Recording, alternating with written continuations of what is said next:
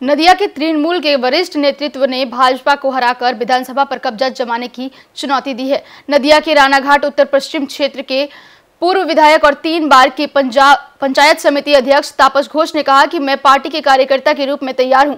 Party मुझे जिस तरह से काम करने के लिए कहेगी मैं उसी तरह से काम करूंगा। फुलिया में एक सम्मान समारोह में उपस्थित तापस घोष ने बताया कि इस बार तृणमूल ने राज्य स्तर से लेकर जिला और ब्लॉक स्तर तक बदलाव किए हैं। पुराने नेताओं को फिर से लाने और नए चेहरे जोड़ने के लिए समितियां बनाई गई हैं।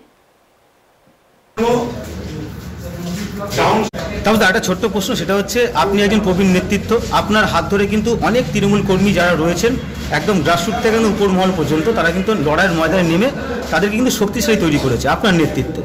এবছর 26শে বিধানসভা নির্বাচনে আপনার ভূমিকা কি থাকছে, আপনাকে কি রূপে মানুষ দেখবে? দেখুন, আমি দল আমাকে যেভাবে কাজে লাগাবে, আমি দলের একনিষ্ঠ কর্মী, একনিষ্ঠ সৈনিক।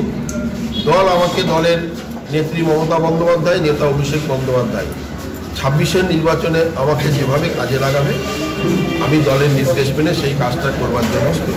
রানাঘাট দক্ষিণ বিধানসভায় সম্ভাব্য কি হতো? রানাঘাট উত্তর পশ্চিম, নর্থ দক্ষিণ, এটা হলো উত্তর পশ্চিম বিধানসভাতে সম্ভাব্য বলতে আমার কাছে কোনো সম্ভাব্যর ব্যাপার নেই। আমি মনে করি দল যেটা সিদ্ধান্ত নেবে, যাকে প্রার্থী করবে সেটাই আমাদের সঠিক ভাবনা, চিন্তা এবং তাকে জেতানোর জন্য আমাদের লড়াই। এখন থেকে রণকৌশল তৈরি করছেন?